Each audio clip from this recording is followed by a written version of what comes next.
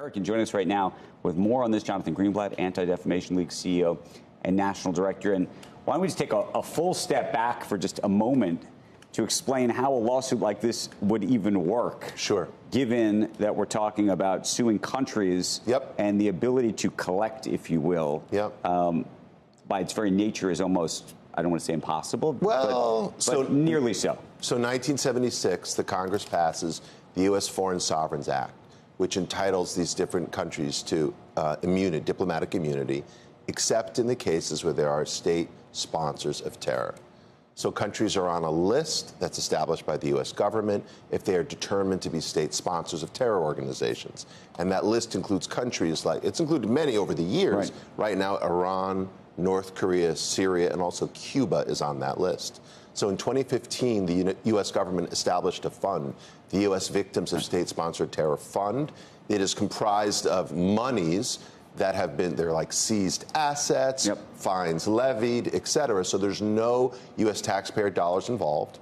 So what we did yesterday at ADL with the law firm of Crowell and Mooring is we filed in federal court a lawsuit on behalf of Americans who were attacked, wounded, or killed in the attack on 10/7. And what we're going to prove is that Iran, North Korea, and Syria were complicit in the Hamas attack because they provided material resources, financing, or actually training to the terror organization. And what's the just from a practical perspective? What's the process, the legal process that this will go through? Well, we filed in court.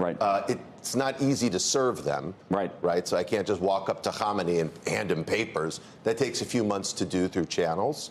And then we're going to have to make our case in front of a judge. It's not a jury trial, so we'll be seen in front of a judge who will look at the evidence. Now, it's very possible that, Ayatollah Khamenei can send a defense attorney.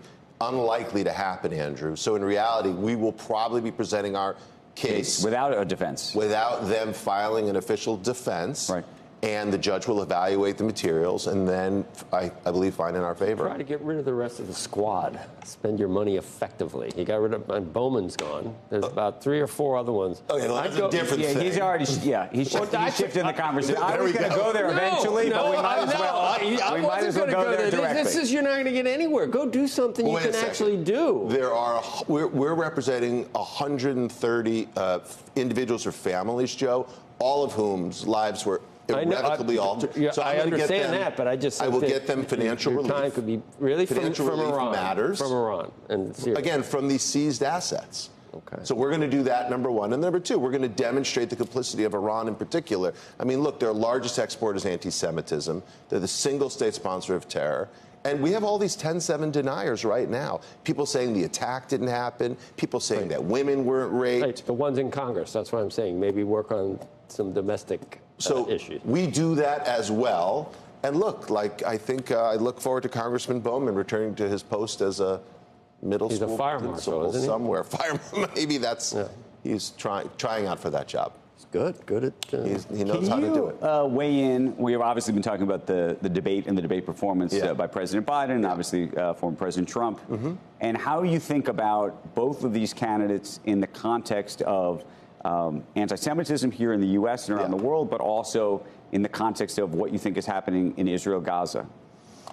It's complicated, but not complicated. So on the one hand, President Biden has been rock solid on this war.